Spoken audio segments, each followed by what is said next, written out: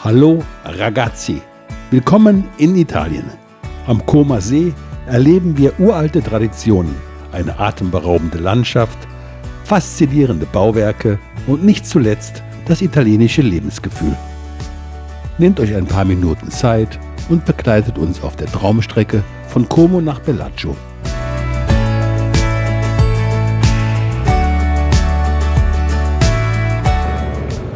In Como werden wir mit dem blauen Band der Freundschaft von einem der häufigen Zweitakter begrüßt. Der Geruch eines starken Espressos wäre mir lieber gewesen. Die vielen historischen Gebäude wie die Basilica di San Giorgio stimmen uns schon jetzt auf Como mit seiner wechselvollen Geschichte ein. In den alten Innenstädten kann man mal schnell die Orientierung verlieren und so müssen wir hier einen kleinen Umweg in Kauf nehmen.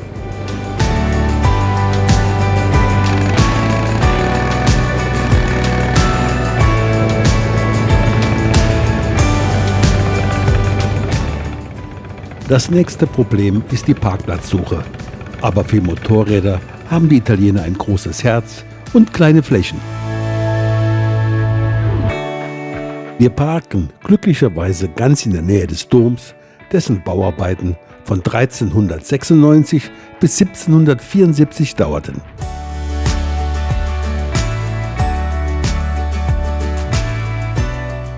Es wurde also über 300 Jahre gebaut, wodurch mehrere Baustile einflossen, was vom Domplatz aus gut erkennbar ist. Bevor wir zum Dom zurückkehren, streifen wir noch durch die angrenzenden Gässchen und Marktplätze.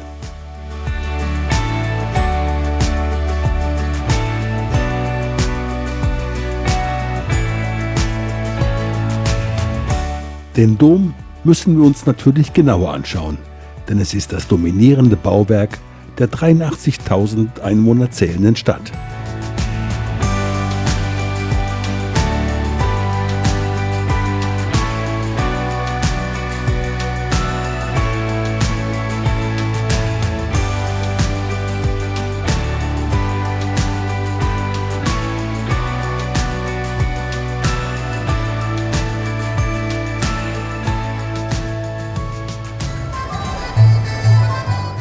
Wir haben Glück, denn heute feiern die Comer das traditionsreiche historische Fest Palio del Baradello. Es erinnert an den Besuch von Kaiser Friedrich Barbarossa am 3. September 1159.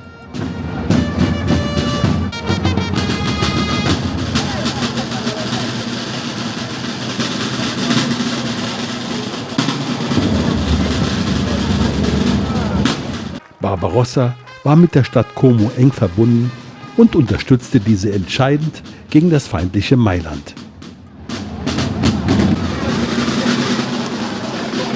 Zum Programm gehören historische Umzüge, Wettkämpfe und zahlreiche kulturelle Veranstaltungen.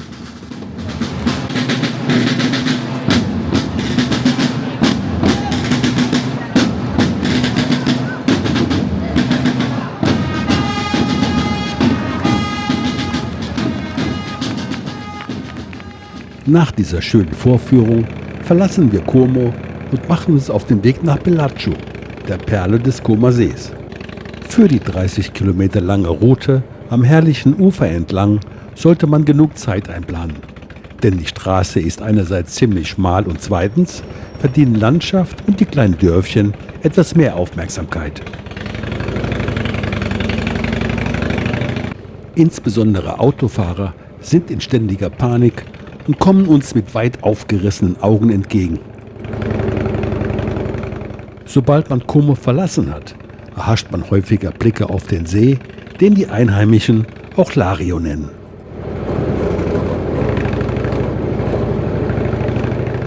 Genießen wir einfach die Strecke, an der die Dörfchen wie an einer Perlenkette aufgereiht sind.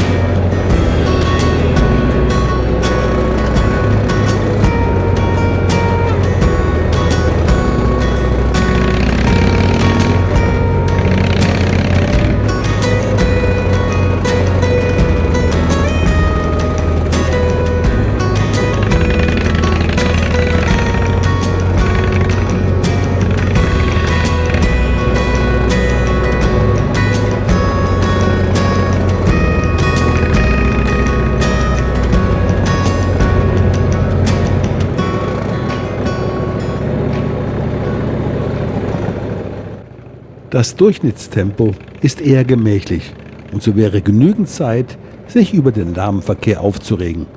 Aber wir wollen ja entspannt und genussvoll unterwegs sein.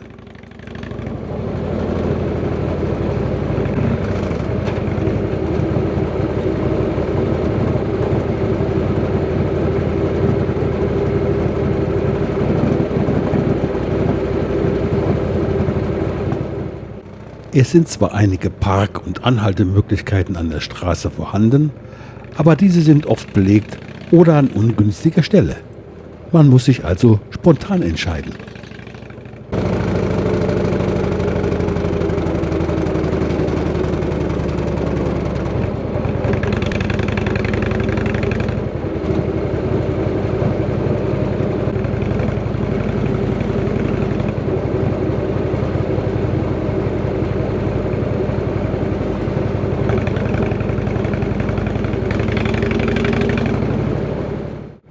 Die stets vorhandenen steilen Hänge machten den Bau dieser Lariana genannten Straße zwischen 1915 und 1917 zur Herausforderung.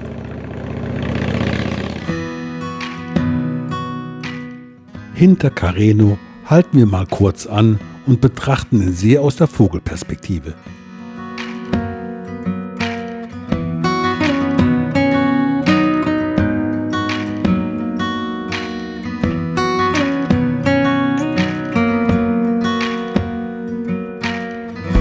Nesso liegt genau zwischen Como und Bellaccio in einer etwas flacheren Mulde.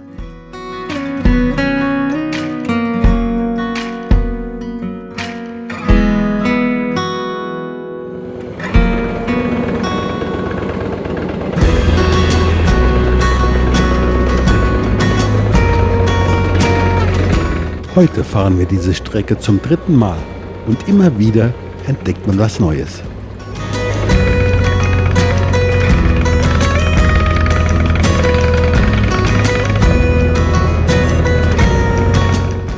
Die kleinen Dörfer haben alle irgendwo ein verstecktes Kleinod. Manchmal ist es die Kirche, ein Wasserfall oder eine alte Steinbrücke.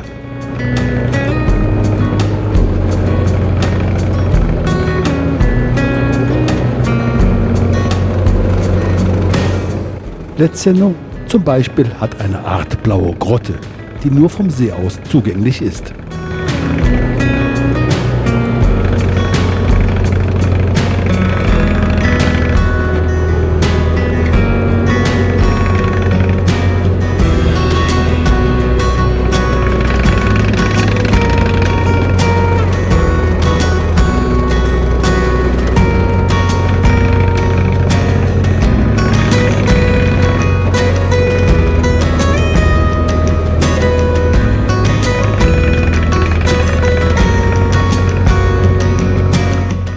Auch die alten italienischen Friedhöfe, wie hier links, sind ein Besuch wert.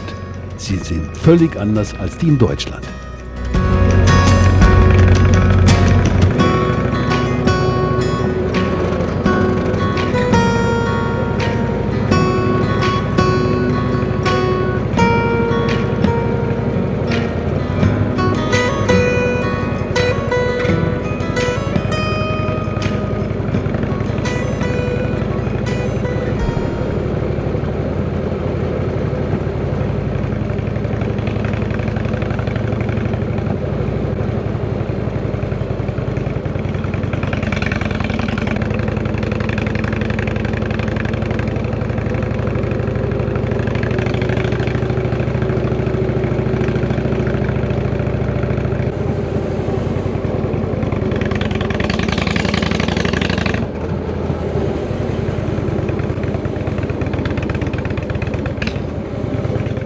Wie schon erwähnt, muss man häufiger ganz langsam Touristen hinterher trödeln. Und wenn sich dann eine Überholmöglichkeit ergibt, sollte man nicht lange fackeln.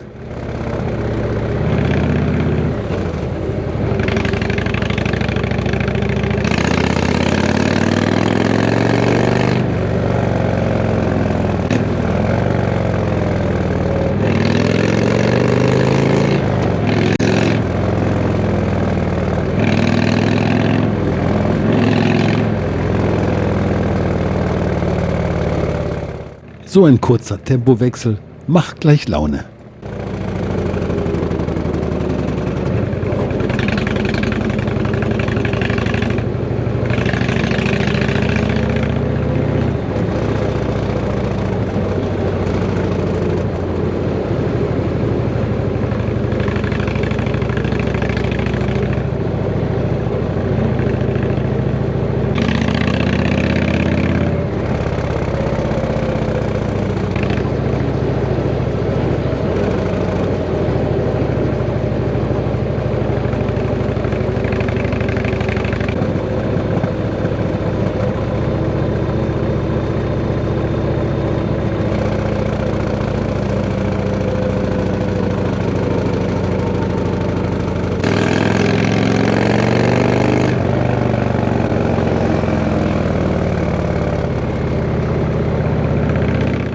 Wir nähern uns allmählich Bellagio und gleichzeitig steigt die Anzahl der ehemaligen Adelsvillen natürlich immer in den besten Lagen.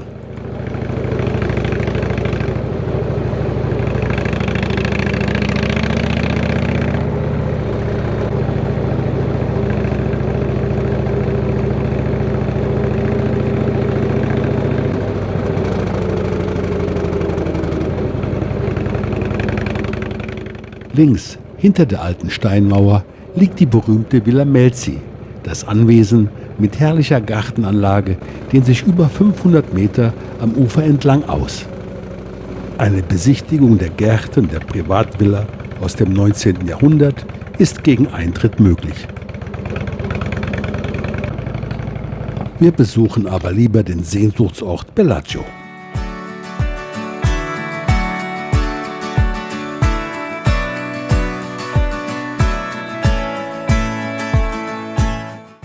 Allein schon die herrliche Uferpromenade ist ein Besuch wert.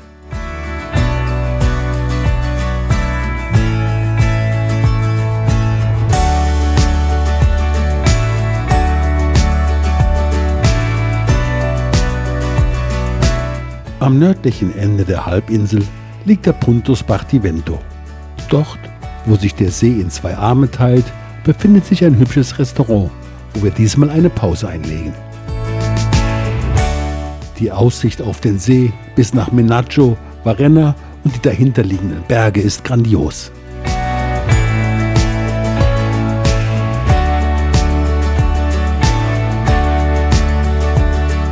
Nach dem vorzüglichen Essen wollen wir noch das Il Borgo, das historische Zentrum, besichtigen. Die Kirche San Giacomo aus dem 11. Jahrhundert steht mitten in einem Labyrinth aus engen Gassen, steilen Treppen und bunten Häusern.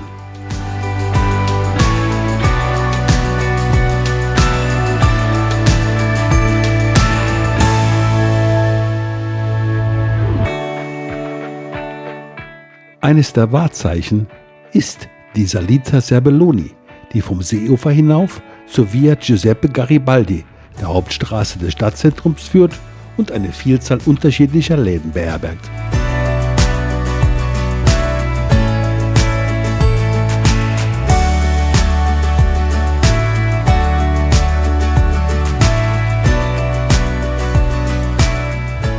In Bellagio kann man sich wirklich verlieben.